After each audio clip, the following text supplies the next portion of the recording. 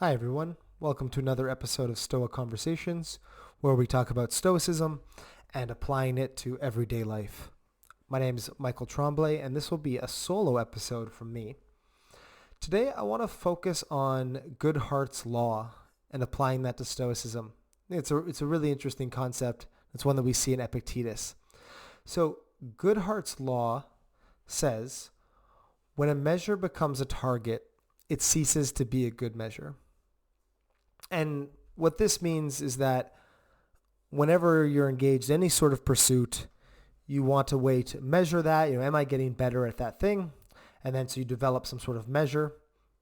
But when that measure becomes a target, something you aim towards, it actually ceases to be an effective measure. And so an example of this, you can think about this in terms of school. So we want children to get smart. That's why we send them to school. We want to be smart as adults, and that's why we go to school. And so the way to measure that is through test results, right? But then students will often optimize for test results. And you see this in high school, for example, this concern of people studying for the test with SATs or optimizing for getting as good of a score as possible, acing these multiple choice tests, and then maybe forgetting things right after. So they become really good at taking tests, but they're not actually learning. They're not achieving the goal of going to school. And so that's an example of where a measure, which is your score on a test, becomes a target. And then once it becomes the target, it ceases to be a good measure. It stops actually measuring who's learning and who's not. It's just measuring who's good at taking tests and who's not, who's practicing taking tests and who's not. Another example I think of is one around health. So we admire health. We think health is a good thing, and we measure that by appearance often. We make judgments about who's healthy and who's not by appearance. But then we become so focused on targeting appearance that it actually stops being a good measure for health. And I think of this in terms of bodybuilders or professional athletes. These are lifestyles that are not healthy. I think they can be really admirable. They can be excellent. I think bodybuilding is a great sport. Many sports, I think of something like mixed martial arts or boxing. These are sports that I've been involved in. They're excellent sports, but they in very objective ways stop being healthy. And so that's an example of where you have a goal, that's health. You create a measure that's saying, well, people that generally look a certain way are healthy. But then when you start targeting that measure, you can actually do unhealthy things to achieve it. Because you make it a target, it ceases to be a good measure. So what does that have to do with Stoicism? Well, Stoicism is a philosophy as a way of life. It's about how we live, how we act, what kind of people we are. That's what Stoicism values. Right. So the way that you put your Stoicism into practice, it's how you act, it's how you behave. But we want to understand, am I progressing as a Stoic? We want to ask that. We want to ask that question. We want to evaluate our own progress, and so we introduce measures. And sometimes we introduce that measure. Sometimes we introduce the measure of our ability to interpret, read, or understand philosophy. So sometimes we introduce as a measure how many people we've read, how well we've understood what we read, how well we're able to recite, quote, drop examples of philosophers that we've read, be them Stoic or otherwise. We introduce as a measure, I would say it's almost like an intellectual quality, our ability to sound convincing or sound compelling when we talk about philosophy. And like anything else, that's not necessarily a bad thing. I'm not trying to say that that's a bad thing. I'm saying that it falls victim to Goodhart's law, which is to say we can then take that, which is this measure of progress, how much we've read, how much we can talk about Stoicism or other philosophies, but we don't want to make the mistake of making it a target, because when we make it a target, it ceases to be an effective measure. And this is something actually that Epictetus experienced. This is human nature. So this is something that Epictetus experienced in his own students. And I'll read some examples of that for you now. I'm going to start with Epictetus's handbook This is section 49. And Epictetus talks about this phenomenon. And so Epictetus says, when a person shows himself vain at being able to understand and interpret the works of Chrysippus, say to yourself, if Chrysippus had not written obscurely, this person would have no occasion for his vanity. Now, what do I want? To understand nature and follow her. I seek for someone then to interpret her, and hearing that Chrysippus does so, Chrysippus interprets nature, explains philosophy, I go to him. But I do not understand his writings. I seek, therefore, a person to interpret them. I seek a philosopher to explain Chrysippus to me. Thus far, there is nothing to be vain about, and when I find the interpreter, what remains is to make use of what has been transmitted.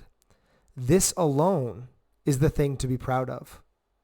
But if what I admire is the mere act of interpretation, what else have I ended up as but as a grammarian instead of a philosopher? Except, indeed, that instead of interpreting Homer, I interpret Chrysippus. So when somebody says to me, read me some Chrysippus, I blush rather than feel proud when I cannot show him actions that are in agreement and harmony with Chrysippus's words. So to break that down, Epictetus is always writing in that kind of no-nonsense way, but Epictetus is saying, look, there's nothing to be proud of. If you want to be a good philosopher, you want to be a good person. To be a good person, you need to understand the world, and so you go to smart people that understand the world. You go to these interpreters. These are philosophers. I actually love that way of framing it, framing philosophers as interpreters, as people who are making sense of things for you. And so when you go and you study these interpreters, there's nothing to be proud of until you've become a good person, right? No matter how many books you've read, no matter how much Chrysippus you can write about or talk about, there's nothing to be proud of until you have done something well. Otherwise, you're like a grammarian, which is to say you're like an interpreter of other people's works, the same way some people talk about Homer, people would talk about Shakespeare, people might talk about any other sort of work of somebody else. You're not doing philosophy at that point. You're doing almost like literature or kind of literary analysis. And there's value to that, but it's not philosophy. It's not philosophy the way the Stoics thought of it. And there's nothing to be proud of, not qua philosopher. And as Epictetus says, he says, when somebody asks me to read Chrysippus, Epictetus is this teacher, right? He's saying this as a teacher of a Stoic school. He says, when somebody asks me to read Chrysippus, I'm not proud. I don't show off how much I know. I actually blush because as I read these passages, I realize I'm not actually living up to this stuff Chrysippus is saying. I'm not actually living up to what he's talking about. And some context there that I could have added earlier is that Chrysippus was the third leader of the Stoic school, and he would have lived around 300 to 400 years before Epictetus. So he is long in the past by this point. And so Epictetus is actually, he's been around so long that Stoicism's been around so long that he's talking about the same thing that we do, is we go and we read Seneca, we read Marcus Aurelius, we read Epictetus. But in his time, they would have been reading Chrysippus. They would have been reading this ancient source of Stoicism for themselves as well, which I think is pretty cool, just how there's such a parallel there. And so again, Epictetus is just warning us about Goodhart's law.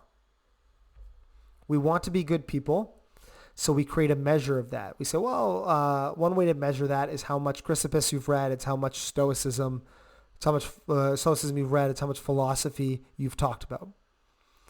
Okay, that's one way to measure it. But if you make that a target, if you make that an aim, then you become like the grammarian that interprets Homer. You make that the thing you're proud of, then you've entirely missed the point. Epictetus comes back to this at another passage. This is Discourses 1.4, so book 1, chapter 4. And he's talking to students. He's saying, show me what you've learned. When, again, you've been reading Chrysippus, you've been enrolled at my school. Show me what you've learned. And they recite to him a line of Chrysippus. They say, well, Chrysippus says such and such about desires. It says such and such about what's up to us and what's in our control.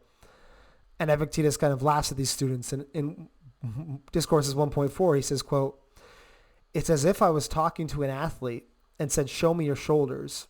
And he then replied, look at my weights. That's quite enough of you and your weights. What I want to see is what the weights serve to achieve. Same idea, right? If I'm asking, show me what you've learned from Chrysippus, show me what you've learned from Stoicism, the only way to answer that question appropriately is to show it in your actions, is to show it in your behavior. It's to show it in the things that are up to you, your character, your personality, your disposition. Anything else you show, you've now confused the one of the measures, having read a lot of Chrysippus, for the actual goal. And you've made a mistake there. Again, like the athlete who you say, show your muscles, and they present their weights. There's a real confusion here. I'm not interested in your weights. I'm interested in your muscles. I'm interested in what the weights have achieved, what they've produced for you. So again, the critical point is this, that philosophy is a way of life. It's an action. It's something we do. It's how we live. Studying is your training. And the amount of studying you've done, that can be a measure, but that measure can't be a target, right? The target has to be how you act. Otherwise, you're actually going to not just stunt your development, you're going to impede your development. You're going to actually be prideful and vain about things that don't deserve your pride, that you shouldn't be vain about. The target is always our actions. And so you always need to think, do we treat people how they deserve to be treated? Do we demonstrate stoicism in our actions? Are we just? Are we courageous? Are we wise in how we act? I think that is just the reason I wanted to talk about today is I think that's such an insightful point. I think, to look outside at other people, I think it's something that I see a lot in the Stoicism community. Is I see a lot of people priding themselves basically in the act of interpretation. And I'm certainly have been no different. But I think it's something you should look at in yourself.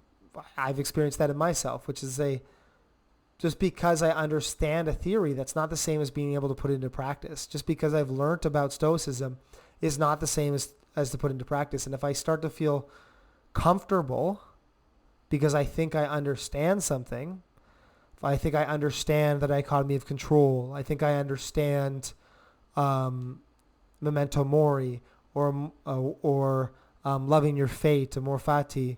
If I think I understand these things and then I feel comfortable, I'm like the student who has aced the test and thinks, well, I've learned all I need to learn because I've aced the test. You've kind of gotten away from the core of it. I do this sometimes. You've missed the key idea. And so that's what Goodhart's law warns about. That's what Epictetus warns about. Just to say, you need to seek out an interpreter. You need to.